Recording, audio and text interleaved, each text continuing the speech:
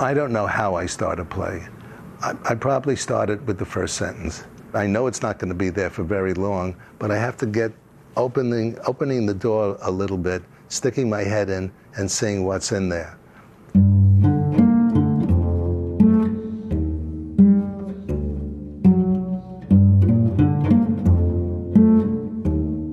Neil Simon was one of the most popular and perhaps the most prolific playwright in the history of American theater.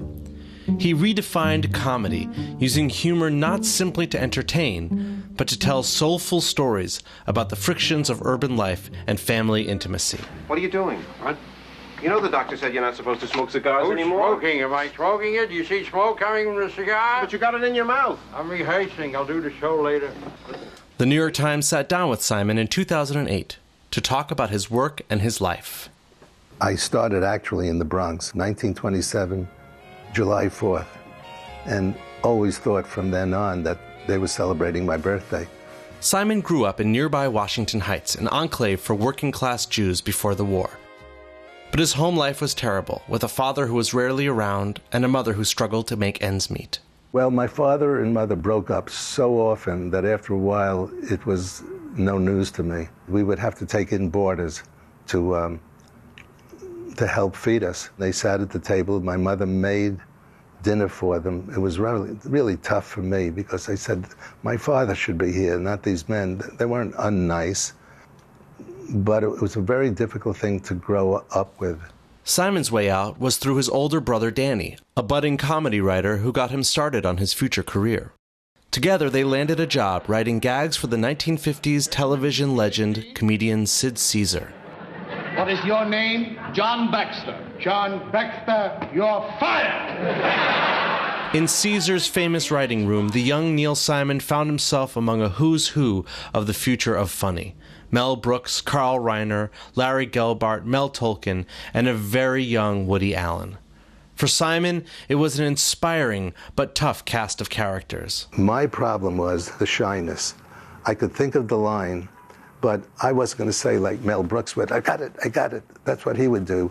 I would have to sit next to Carl Reiner and whisper it.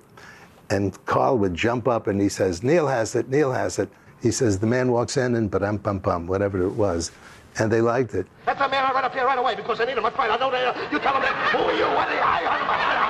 What are you talking? I'll talk to him. He'd say what I talk to him. That's right. Fine. I talk to each other. That's right. Like many in the writer's room, Simon aspired to do more than write jokes.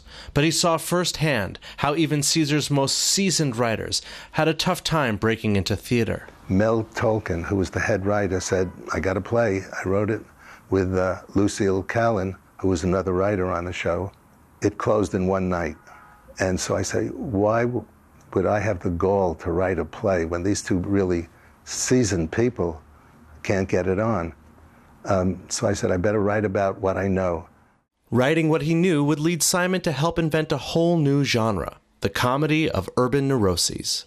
His big breakthrough play and screenplay was based on Simon's life as a newlywed with his wife, Joan Boehm. It was about getting married and living together for the first time without knowing how to do that, and what it's like when your husband and wife have their first fight, and it's trauma.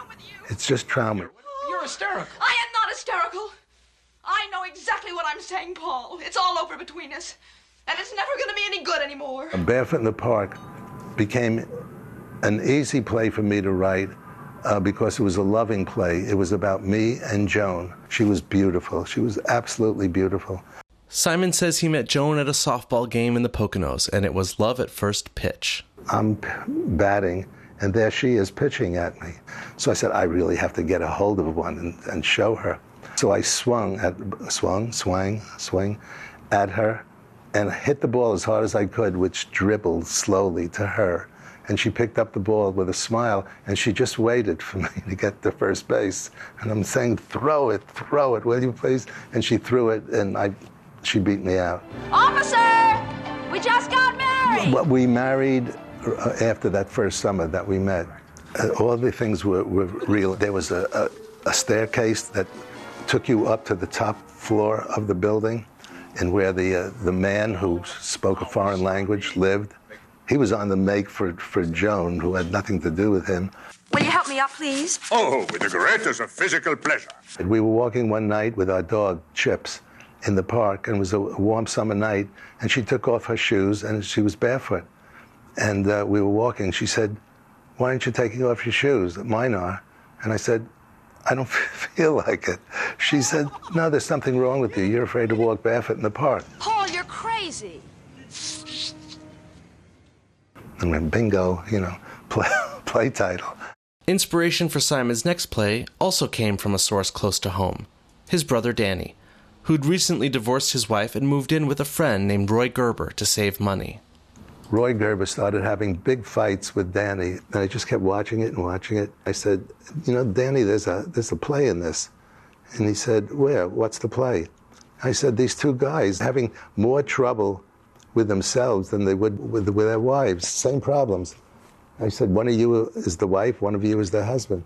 But nailing the script for The Odd Couple took a lot of trial and error, as Simon and director Mike Nichols discovered. There was a scene I wrote that in the rehearsal, they laughed so hard. Mike said, "We'd never be able to put this on because the audiences will die from laughter." So we got to that scene, there wasn't a single laugh in it. And I said, "What happened, Mike?"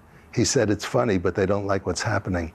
They like these people, and you're making them go in a way that is not really good for them." So I changed that, and we got less laughs, but more cheers for the play. So I started to learn about it, that it's not all about the laughter. It's about the feelings that the audience gets. Do they like these people? Do they don't? Are they living their lives well, or are they not? The Odd Couple opened on Broadway in 1965 and became Simon's most successful work. The play spawned a movie starring Walter Matthau as the sports-writing slob Oscar Madison and Jack Lemmon as neat freak Felix Unger. It's all over, Felix. The whole marriage, we're getting an annulment. Don't you understand? I don't want to live with you anymore. The movie, of course, led to a popular 1970s TV series with Jack Klugman and Tony Randall. Simon had signed away the rights for the TV series to Paramount, a decision he came to regret. But by this time, he was already perhaps Broadway's biggest and most bankable writer. In 1966 alone, he had 4 shows running on Broadway at the same time, an unrivaled record. But just as Simon was topping the world of theater, he and Joan got devastating news. We got up early in the morning, went to the doctor's office. He examined her. Then he came back in, and he says, "It's bad." "What?" "She's got cancer." And then I start to feel myself rolling, and you're reaching out to grab on to your life to be able to help her, and you can't. You're just rolling and rolling. Joan died in 1973 at the age of 39. They had been married for 19 years. Her death sent Neil reeling, and he immediately sought someone to fill the void, marrying 4 times, twice to the same woman. I mean, other wives are the mistake you made when you're married to someone for 19 years that you hope you're going to be married to for 60 years. That whole period is so dark for me. After a number of plays about his failed marriages, Simon returned to writing about his childhood struggles in Jewish working-class New York. What did I tell you about banging the ball? Your Aunt Blanche has a headache. I can't stop now. It's a crucial moment in World Series history. The Yanks are playing the Giants. Brighton Beach Memoirs was the first of Simon's semi-autobiographical trilogy about a wisecracking teenager named Eugene Jerome. It was about growing up, idolizing his older brother, who was going to go off to the war, and the kid didn't want him to go off to the war. You always told me never to run away. I'm not running away. I'm leaving. Only kids run away. Biloxi Blues, Part 2 of the trilogy, was based on Simon's own stint in the Army and won him his first Tony Award for Best Play in 1985. That's a mistake, Gene. Once you start compromising your thoughts, you're a candidate for mediocrity. One of the most memorable scenes is based on the trip to a brothel Simon made as a eager yet terrified young virgin. I was on that line waiting to get in, 15 guys waiting to get in to screw this one woman. And you say, "You sure you want to do this?" Okay, honey. Do your stuff. What stuff is that? And you do it, and you come out, and all you think of is, "I'm a man. I've done it." In Broadway Bound, Part 3 of the trilogy, the mother gives a fiery speech that channels the turmoil of Simon's own mother. Is that how it works? You have an affair, and I'm left with the choice of forgetting about it or living alone the rest of my life? Boy, it's so simple for you, isn't it? Writing that was difficult and great, because I was making a character who never really spoke open, but she was not that articulate. I mean, my mother could never come out with a soliloquy like that and tear him apart. But it was his play Lost in Yonkers that ultimately took Simon from the realm of comedy into serious, critically acclaimed drama.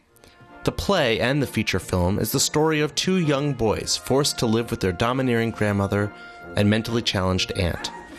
A scenario similar to what Simon faced during his own childhood exiles. You made it so clear.